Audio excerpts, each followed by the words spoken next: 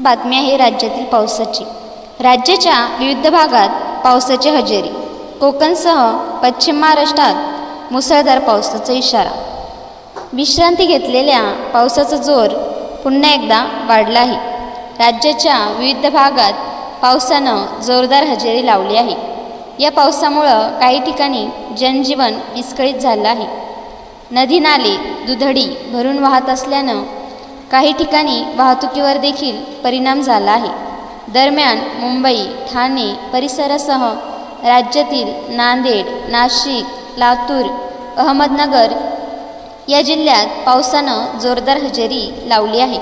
विशेषतः मराठवाड्यात पावसाचा जोर चांगलाच वाढला असून काही ठिकाणी शेती पिकांना देखील फटका बसला आहे।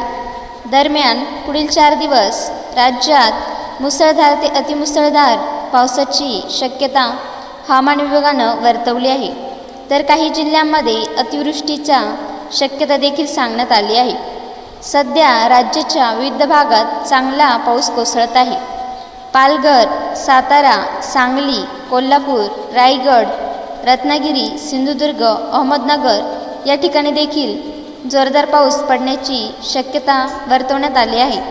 मुसळधार पावसाचा इशारा दिल्यानंतर नागरिकांनी सतर्क राहावं असं आवाहन हवामान विभागानं केलं आहे। राज्यातील नद्या अनेक ठिकाणी धोक्याच्या पातळीच्या जवळ जाऊ शकतात, त्यामुळं नद्याच्या काठी राहणाऱ्या लोकांनी या कालावधीत सतर्क राहावे, कारण पाण्याच्या पातळीत अचानक वाढ होण्याची शक्यता आहे।